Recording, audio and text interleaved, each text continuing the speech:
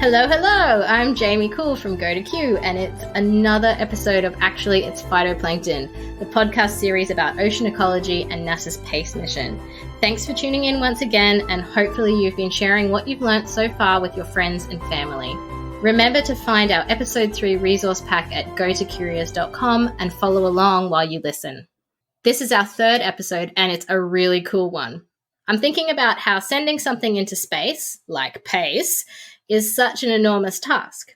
There are so many people involved and an overwhelming amount of moving parts that will all eventually come together with the launch of a satellite into space. So, who better to ask, how the heck do you do it, than the PACE project manager, Andre Dress, and PACE mission systems engineer, Gary Davis. Hello, lads. Hello, how you doing? Glad to be here. Yeah, it's great to be here. I hope we can tell you all about the PACE mission and how excited we are about building a spacecraft that we're going to launch into space. So also joining me today is Lachlan McKenna here at Go to Q. Hi, Lachlan. Hi, everyone. Good to be back again. I'm here to help with engineering questions and science words. How cool is it to talk to NASA engineers? I'm super excited that today we get to learn about building gadgets that go into space.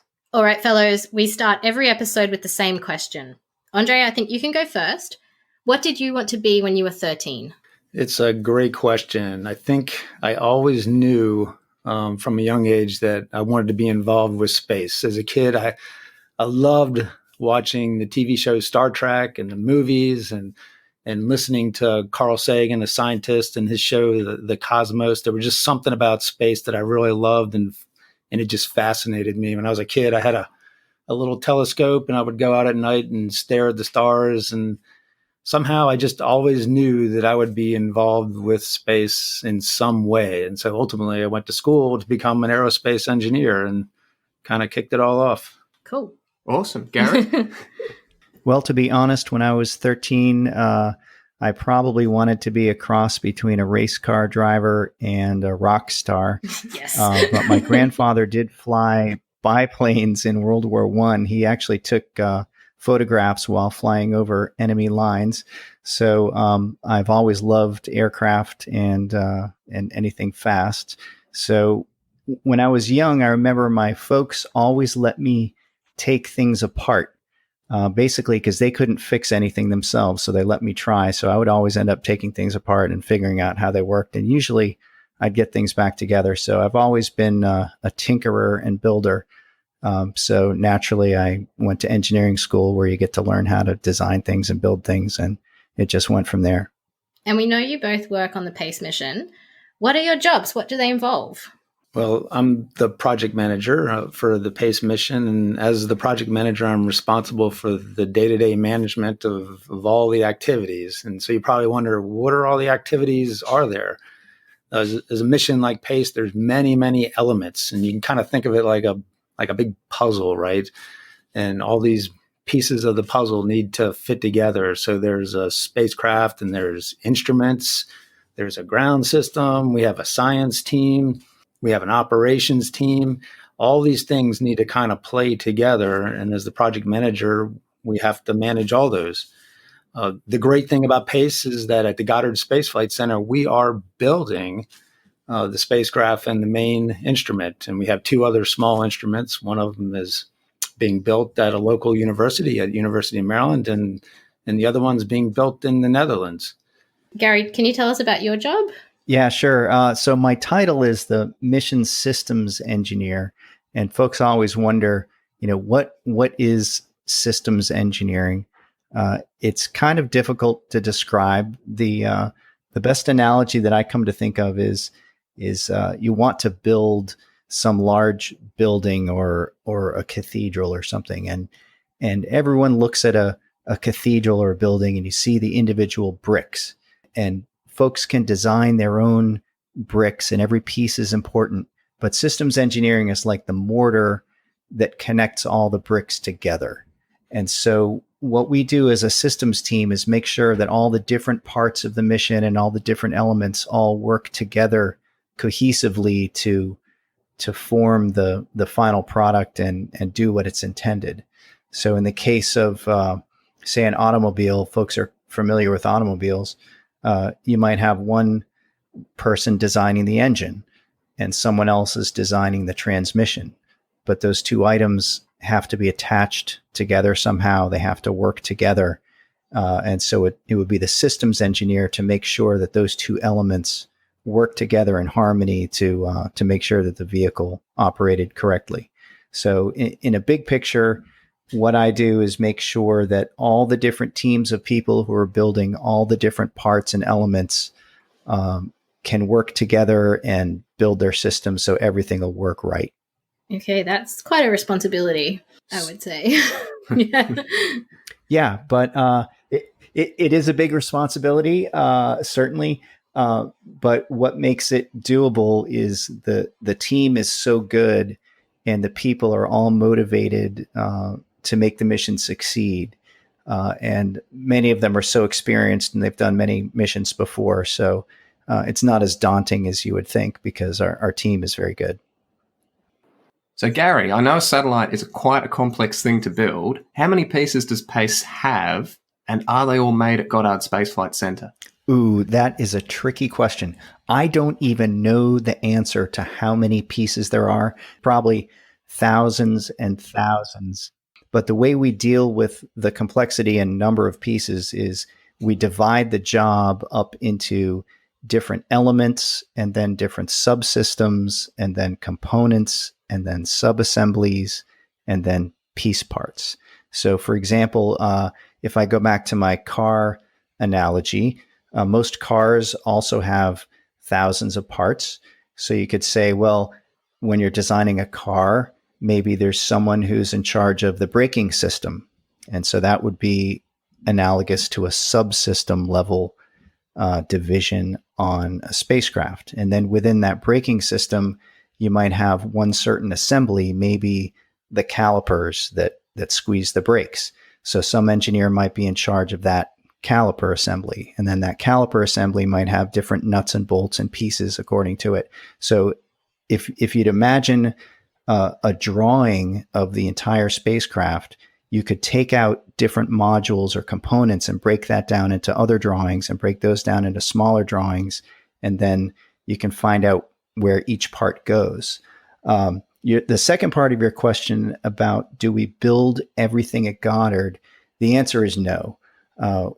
Nobody, I don't think, could manufacture every single piece and every single component that we have because many of them have been developed over decades and there's specialized teams and processes to make these things. So we buy components from all over the world and then assemble them all together at Goddard. And that's one of the best, most fun parts of the job is after years and years of designing and doing all the paperwork to buy all these things, we start to see them arrive at Goddard and seeing all the different pieces and then seeing them all put together into the final product. That's just really, really fun to see. So PACE is due to launch, I'm told, in 2023 from Cape Canaveral in Florida. Once it's in orbit, what is the life cycle of the spacecraft and what happens when it dies? So about 2 months or so prior to launch, we ship the observatory, which is comprised of the spacecraft, the instruments, everything down to the Cape Canaveral Air Force Station. We do some testing there, and ultimately we put it on top of the rocket. In this case, we're putting it on top of a SpaceX Falcon 9 rocket. After launch, it doesn't take much time for the satellite to separate, and then we deploy the solar array. And from there, we get contact with the observatory with antennas on the ground, and we run a bunch of tests. And you may be thinking, what do I want to do tests for, right? But these are the cool kind of tests where you turn on the instruments, you collect the data, and you see how great everything is going to work. You may tweak some things to make it work its best, and then we turn it over to the scientists, and then they collect all the science data over the life of the mission. So hopefully the mission lasts for many, many years. We put a lot of fuel on board of it on the spacecraft to last for about 10 years. But in the end, that fuel will run out, and then we'll need to do a maneuver to maneuver the satellite back down to the Earth's atmosphere where it will burn up in the atmosphere and be done. But that's not a maneuver. Definitely years. Sounds like that's from the movies. Definitely sounds like not a real thing, like something you would only do on Fire movies. the thrusters now. It's a real thing. So, Gary, how do you drive a satellite once it's been put into orbit? That is a great question. There's two ways we spin the spacecraft around. One is with spinning wheels. We have these wheels, we call them reaction wheels, on the spacecraft, and they're spinning around. And by adjusting their speed due to conservation of momentum, we can move the spacecraft around and rotate it. If we want to change the orbit, we have 8 thrusters on the end of the spacecraft, and we can use those very small rocket engines to do tiny maneuvers to adjust our orbit. The orbit that we fly, we go from south to north during the daytime, and we cross the equator at about 1 p.m. local time. So if you're brave enough and you think you can do an easy yoga pose, this is the PACE yoga pose that I've invented. So if you go ahead and stand up and close your eyes and imagine that you're in space, and imagine that you're wearing a backpack that has 8 thrusters on it. So those thrusters will be on your back. Now, if you take your right arm and stick it up almost sideways, but down maybe 5 or 10 degrees, that's your solar array. So imagine your right arm is now nice and warm. The sun is on it, giving you electrical power. You're all happy. And now imagine the left side of your body is really cold. It's cold because that side of your body doesn't see the sun. And we use that on purpose to make that side of the spacecraft cold so we can cool our detectors down. So that's all chilly. Left side is chilly. Your right arm is nice and warm in the sun. And now if you open your eyes and you look down past your toes, you're going to see the floor of your room or maybe the carpet. And so imagine that is the ocean that you're flying over. And if you move your eyes from left to right, imagine you're scanning a part of the ocean below your toes. And now if you run backwards at 15,000 miles an hour, you're going to scan the whole Earth in about 2 days. And so that's how we fly. So that's your PACE yoga pose. Easy. I'm going to try that out later. Thanks, Gary. Sure. Now, Andre, this is something that I've asked Lockie to explain to me quite a few times, but I still don't get it. And I'm hoping that you can shed some light. We've learned in our discussion with Jeremy and Paula that PACE is designed for remote sensing of plankton, aerosols, clouds, and ocean ecosystem. But how does the satellite actually collect data? Well, let me tell you, it's both very simple and also very complicated. The simple answer is it's similar to how we see colors. Okay, you take a look with your eyes, and the light coming from the sun shines off things, and we see that the light gets reflected back into our eyes of a certain color, like looking at a blue shirt or a green shirt or something like that. So phytoplankton in the ocean reflect different colors also. So we really need a camera that we can put into space and look at the ocean. Now, this just isn't any normal camera. It has to be something that can stand the hot temperatures, the cold temperatures, the radiation. So it's specially built. But we point that camera down at the ocean. The sunlight reflects off the ocean into the instrument.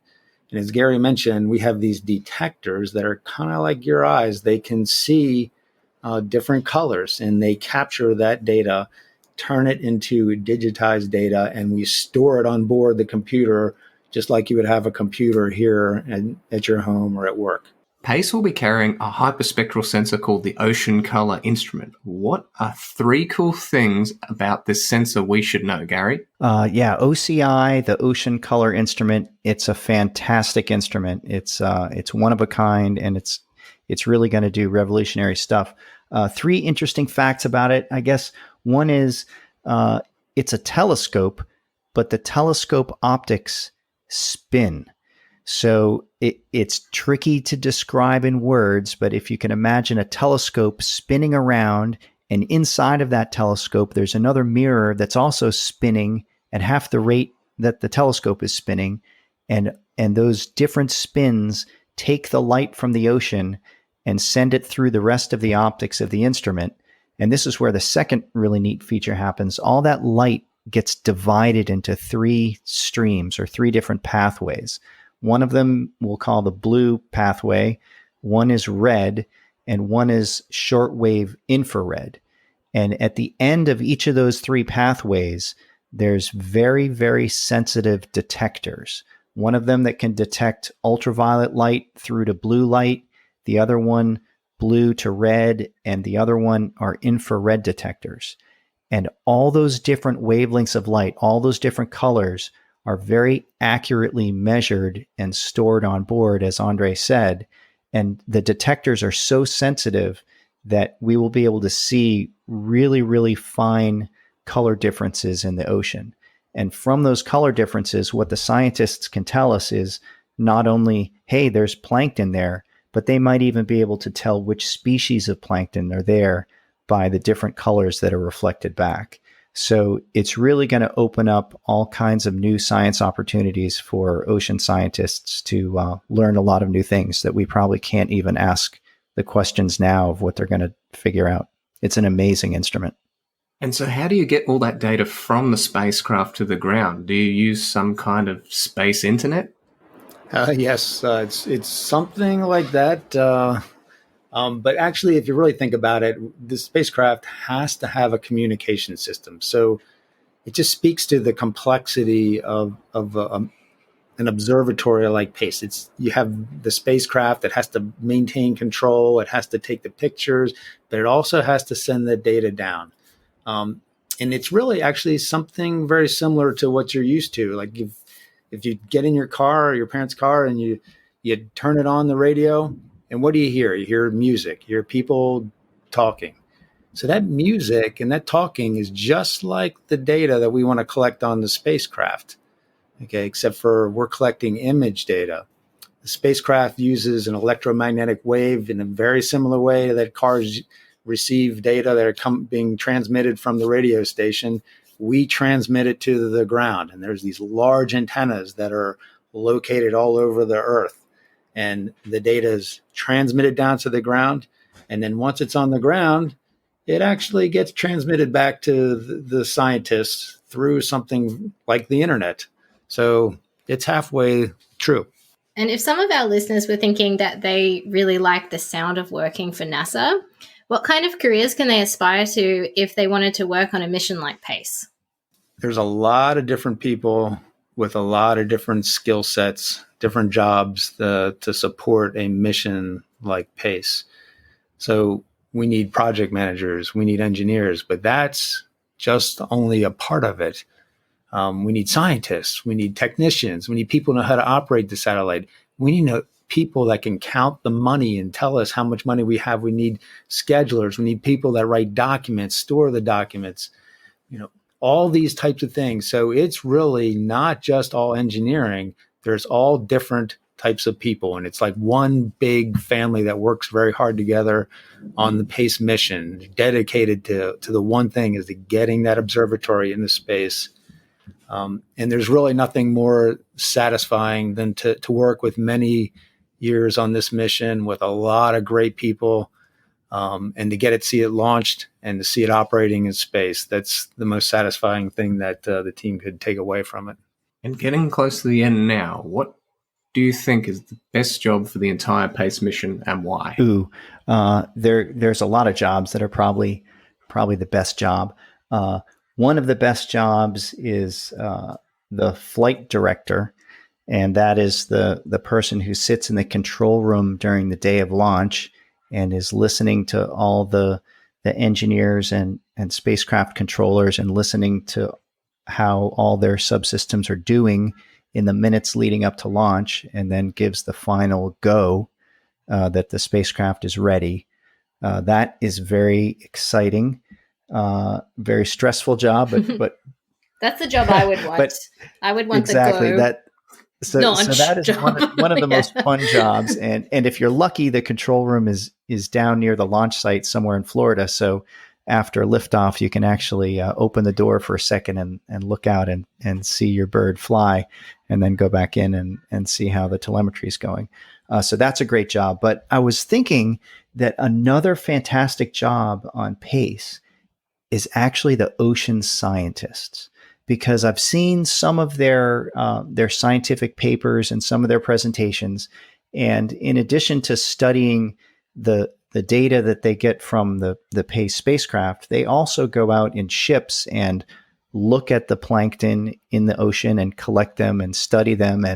And if you look at the different types of plankton, they're really beautiful. There's all these really unique shapes and different species. And I'm just imagining how exciting it would be for an ocean scientist to discover a new species of something and figure out how they live and how they, interact with the rest of the food web and discover new things about Earth's climate and nature in general. So sometimes I wish that I could do part of what the ocean scientists do. It sounds really, I think it always sounded really nice when Lachlan would go to the Great Barrier Reef because they had a chef on board and the chef would catch fresh fish and then make sushi and they just have a really nice food. I didn't tell you about picking out buckets of water at 3 a.m. in the morning and pouring them through little vacuum funnels and tossing them into liquid nitrogen. And I get so seasick. I could never do that as a job, but it sounds nice. Andre, did you have anything to add? I mean, as Gary says, there's a lot of different jobs on a mission and all of them are exciting, right? And certainly being there at the launch is a very exciting part of it. I'd be lying to you to tell you if I said I didn't like my job. I love doing what I'm doing. As the project manager, I get to lead a team of the best and the smartest team people ever. Every episode, we have an at-home activity for our listeners to complete. And this episode, we're doing Build Your Own PACE, which is a paper model of the actual PACE satellite. Folks listening at home, you can find all the printables for Build Your Own PACE in the Episode 3 resource pack at gotocurious.com. For best results, print on cardstock, use a metal ruler for folds. Now, folks, this is a NASA resource. So, Andre and Gary, have either of you built one of these paper models? Yes, of course. In fact, I made some paper models even before that official paper model was there. And they come in really useful in a lot of our meetings and situations where we're talking about, well, what if we put that on the plus minus Z side of the spacecraft? Well, where is that? Oh, yeah, we'll get the paper model out and see. Oh, and what if we want to point towards the moon? Should we twist it this way or should we twist it that way? Oh, let's get the paper model and figure it out. So they actually become very useful in the engineering design phase. And every single mission I've worked on has had multiple paper models in the control room while we fly the spacecraft, because there's always something that comes up and you want to know, where is that thing or where's that sensor or which way should we point? And you pick up that paper model and you know what it looks like and you can pretend that the light in the room is the sun and okay, we want to turn it this way. Okay. So the answer is absolutely yes. Got any tips or advice for our listeners on building the paper model? Yeah, I'd say just be patient. And if it doesn't come out exactly like the pictures, that's okay. You can make it custom. You can make it easier for yourself to work with. Go easy on the glue. Yeah. I have to give Gary credit. Don't staple your finger. That designed the model.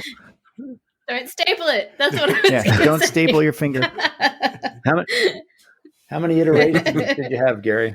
There were a lot. I think there were 3 or 4 before the official one. And some of the early ones involved paper clips to, deploy the array and stuff, and they got too complicated. So the one online is definitely easier than the first ones we made. Final important question: Star Wars or Star Trek? Definitely Star Trek. No. So do I get to elaborate my opinion? Yes, go ahead. Absolutely. So Andre is a big Star Trek fan. We all know that. And Star Trek does have Scotty, who is the eponymous engineer who always figures everything out at the last minute and gets the warp engines working again, which is great. But I'm going to vote for Star Wars because of the Millennium Falcon, because that ship, everyone looks at it from the outside and says, oh, that's a hunk of junk. It's ugly. You're braver than I thought for flying in that thing. But Han Solo and Chewie have customized that ship to do the best they can to make it fast and make it maneuverable and make it great for them. And they've customized it. And that's kind of what we do on our mission is we make the satellite work for us and have all the features in it that we need. And it might not be beautiful on the outside, but it gets the job done. And that's the end of episode 3. Thank you so much for joining us. And a very special thank you to Andre and Gary for sharing their wisdom and Lachlan for co-hosting. Now it's time for you to get cracking on your build your own PACE model and show us how it turned out on Facebook. We have 2 more Go to Curious packs to give away this episode full of science goodies. Details on how to enter are on our Facebook. And remember that packs are especially designed for you if you are in grade 7 to grade 9. Yes, your parents can enter the draw on your behalf if you don't have Facebook. Next episode, we see the return of Ivana Setinic to talk all about the science of PACE. Ivana will represent the oceanography crew, and she'll be joined by everyone's favourite atmospheric expert, Amir Ibrahim. Yay! See you next episode! Actually, It's Phytoplankton is a Go to Curious production proudly supported by an Advanced Queensland Engaging Science grant provided by the Queensland Government.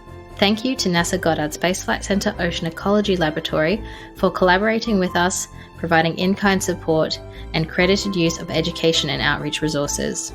Special thanks to Ivana Sertinich and Lachlan McKenna, who work with me behind the scenes in the writing and preparation of the series. Our theme song and all podcast music is composed by me, Jamie Cool. I also edit the series and create the supporting materials on our website, gotocurious.com, in collaboration with Ivana and Lachlan. Logos, website and social banners designed by Boone Creative. Our custom podcast t-shirts and totes are made especially for kids by Z&B Designs.